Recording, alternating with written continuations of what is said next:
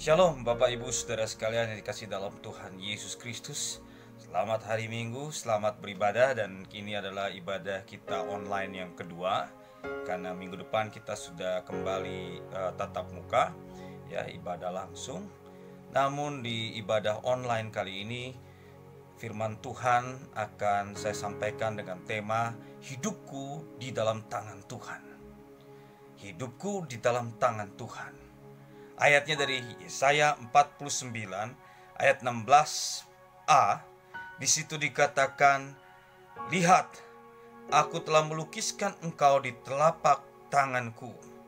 Ya. Lihat, aku telah melukiskan engkau di telapak tanganku, kata Tuhan. Berbicara tentang tangan Tuhan, tentunya itu akan merasa aman bagi kita kalau kita ada di dalam tangan Tuhan, dan pastinya terlindungi. Kalau tangan saya, tangan manusia memegang sesuatu, belum tentu bisa kuat, belum tentu bisa aman. Tetapi kalau di dalam tangan Tuhan, jelas tidak ada yang perlu dikhawatirkan karena 100% aman. Ya, itu ayatnya. Nah, firman Tuhan tadi mengatakan bahwa kehidupan kita sudah dilukiskan di telapak tangan Tuhan. Kehidupan kita sudah dilukiskan. Jadi dari awal kita lahir sampai nanti kita kembali kepada Tuhan, itu ada. Hidup kita di dalam tangan Tuhan. Kalau kita percaya akan hal ini, maka amanlah jiwa kita bersama Tuhan. Amin. Nah, Tuhan Yesus juga mengatakan itu. Kalau saudara bisa lihat di dalam Yohanes 10 ayat 28, bahwa aku memberikan hidup yang kekal. Itu kepada siapa? Konteksnya dalam ayat 27 dari Yohanes 10 itu domba-dombanya. Domba-domba Yesus memberikan hidup kekal dan mereka tidak akan binasa. Domba-domba Yesus tidak akan binasa. Dan seorang pun tidak akan merebut mereka dari tanganku, kata Yesus. Ya, keselamatan yang sudah diberikan, Tuhan Yesus akan jaga hidup daripada domba-dombanya. Ingat, domba-domba Yesus. Artinya orang yang Yesus adalah gembalanya. Orang yang menjadi domba dan Yesus jadi gembalanya. Kalau Yesus jadi gembala, berarti domba mengikuti gembala. Saya sudah pernah katakan dalam konteks Yahudi, gembala itu adanya di depan, bukan di belakang. Jadi domba yang mengikuti gembala. Ya, ini saya tekankan sekali lagi agar hidup kita tidak semaunya kita, tetapi kita mengikuti gembala agung kita, yaitu Tuhan Yesus Kristus. Sehingga di dalam tangan Tuhan, domba-domba itu aman. Tidak akan ada orang yang merebut. Iblis tidak bisa merebut domba-domba Tuhan. Pasti aman, selamat di tangan Yesus. Makanya ada judulnya, Aman di Tangan Yesus, judul lagu seperti itu. Satu lagu pujian lama yang indah yang diciptakan oleh Fanny Crosby. Nah, Bapak Ibu Saudara yang dikasihi dalam Tuhan Yesus Kristus, ada dua pelajaran penting mengenai tangan Tuhan ini yang bisa kita ambil dari ayat ini. Yang pertama berbicara tentang tangan. Kalau kita memiliki tangan, tangan ini selalu kita perhatikan. Ya, tangan selalu kita perhatikan. Supaya tangan kita ini jangan sampai kena sesuatu yang tidak berkenan. Betul? Nah, sebagaimana kita juga dalam rutinitas kita sehari-hari, Tuhan pun juga akan menggunakan tangannya dengan hati-hati, dengan waspada. Tidak akan dia membiarkan tangannya itu mengenai sesuatu yang misalnya kotoran, ya, misalnya sesuatu yang melukai. Itu tidak akan. Tuhan akan jaga tangannya itu tetap bersih, tetap terlindungi, ya, tidak kena luka atau sesuatu yang tidak berkenan, hal-hal yang lainnya. Nah, kalau kita ada di dalam tangan Tuhan, tidak ada yang perlu dikhawatirkan akan hidup kita, akan masa depan kita, karena Tuhan sendiri akan memperhatikan hidup kita. Janganlah kamu hendaknya khawatir tentang apapun juga. Apa yang kamu makan, apa yang kamu minum, dan apa yang kamu pakai. Karena kita tahu kita digenggam oleh Tuhan, Tuhan memperhatikan hidup kita. Kalau burung-burung di udara Tuhan pelihara, masakan kita yang ada dalam genggamannya Tuhan tidak pelihara. Perhatikan, kita jangan khawatir karena Tuhan selalu memperhatikan hidup kita. Saya punya beberapa kesaksian ketika saya mengalami sesuatu pergumulan. Rata-rata orang kalau bergumul itu tentang sakit penyakit, tentang keuangan, tentang rumah tangga, dan lain sebagainya. Nah, saya mengalami beberapa pergumulan dalam hidup ini. Namun saya karena berserah penuh kepada Tuhan, saya serahkan hidup saya, pergumulan saya kepada Tuhan. Maka di dalam tangan Tuhan kita dijadikan lebih dari pemenang. Dan tangan Tuhan, perhatikan, tidak pernah terlambat.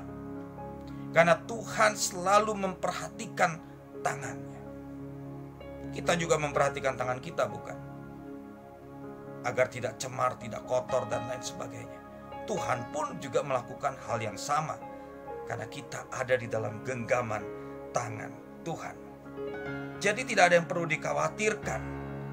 Kalau kita sebagai umatnya, Tuhan akan mendatangkan kebaikan. Roma 8 ayat 28 dikatakan, kita tahu sekarang bahwa Allah turut bekerja dalam segala sesuatu untuk mendatangkan kebaikan bagi mereka yang mengasihi Dia, yaitu bagi mereka yang terpanggil sesuai dengan rencana Allah. Mereka yang terpanggil sesuai dengan rencana Allah ada di dalam tangan Tuhan. Sudah dilukiskan.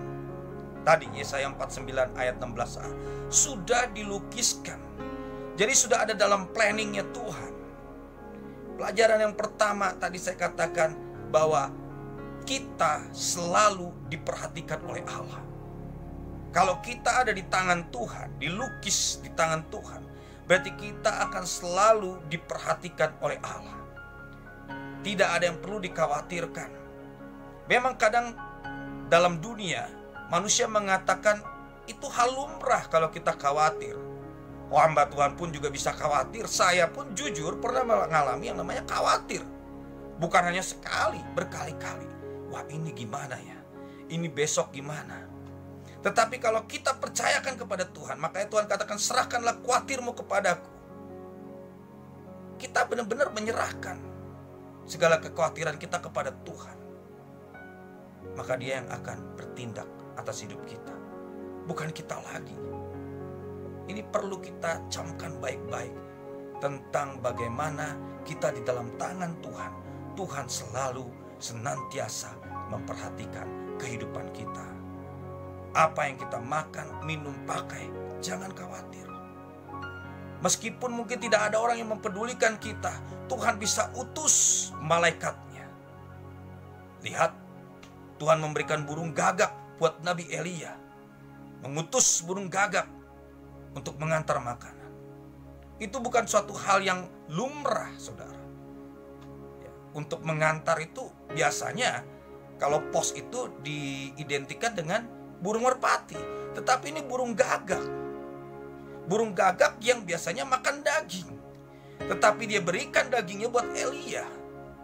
Jadi Tuhan bisa pakai banyak cara untuk mempedulikan kehidupan kita. Kita tidak perlu khawatir akan hal itu. Ingat, jangan khawatir. Karena kita ada di dalam tangan Tuhan.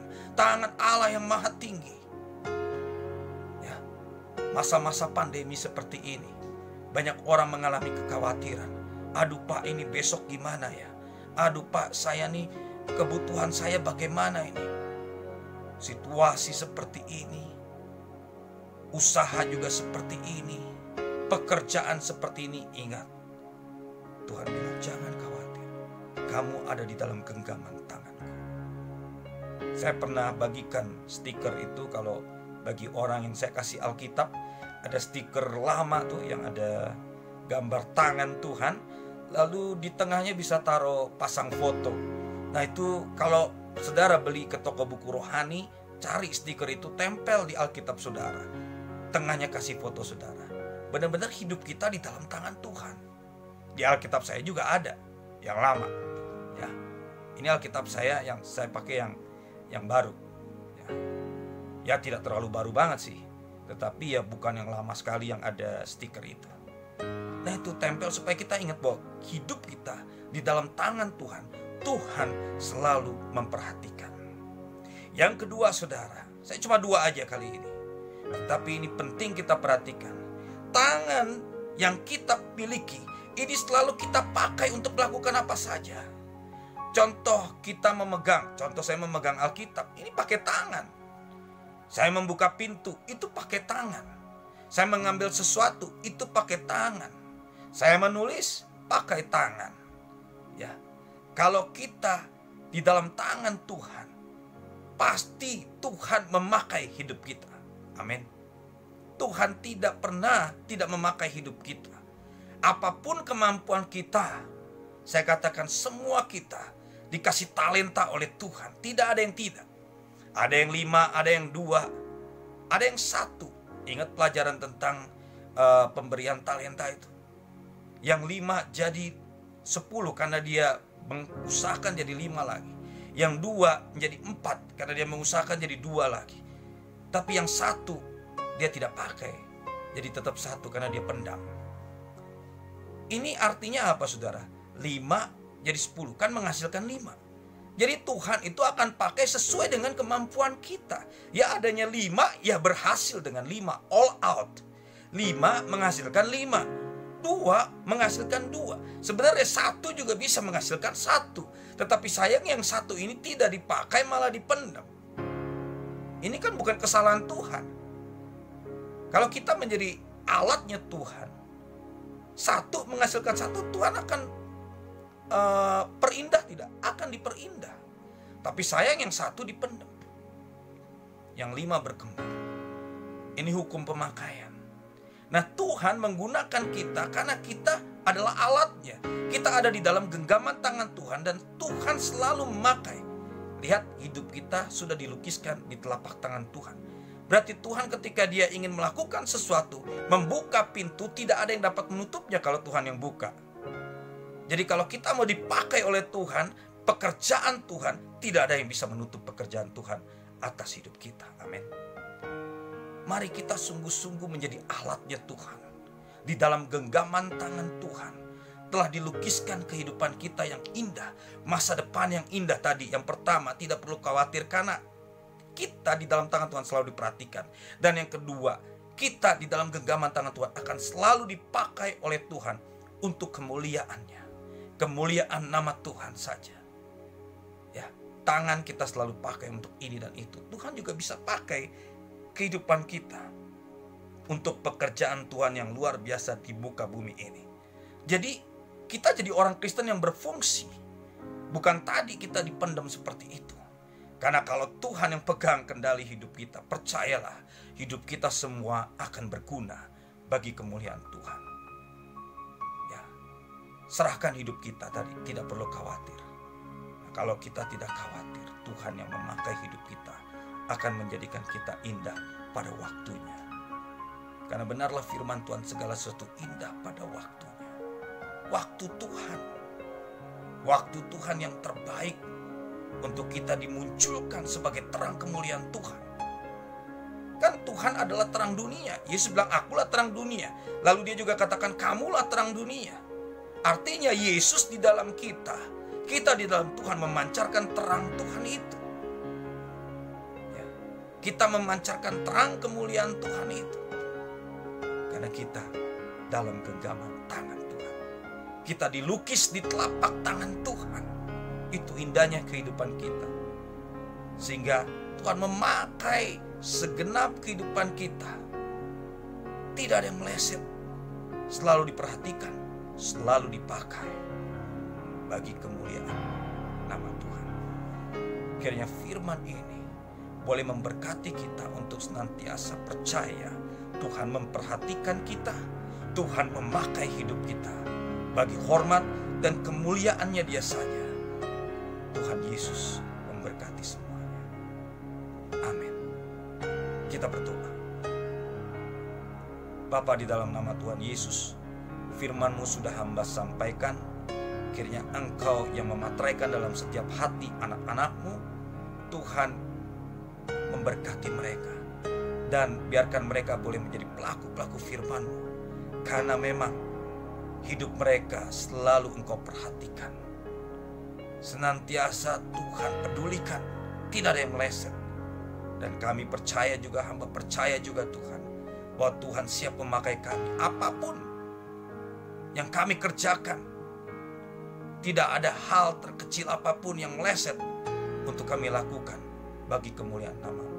Bahkan orang tidak melihat hal itu, tapi Tuhan tahu. Ketika kami mengambil bagian dalam doa bagi orang-orang kudus, bagi orang-orang saudara-saudara kami yang terkena sakit saat ini, Tuhan yang sembuhkan, Tuhan yang pulihkan, kita ambil bagian dalam doa. Itu adalah ambil bagian dalam pelayanan yang Tuhan percayakan. Terima kasih Tuhan. Sekali lagi materaikan firman-Mu dalam hati kami. Roh Kudus yang memampukan kami menjadi pelaku-pelaku firman-Mu. Di dalam nama Tuhan Yesus, Tuhan memberkati. Amin. Selamat hari Minggu.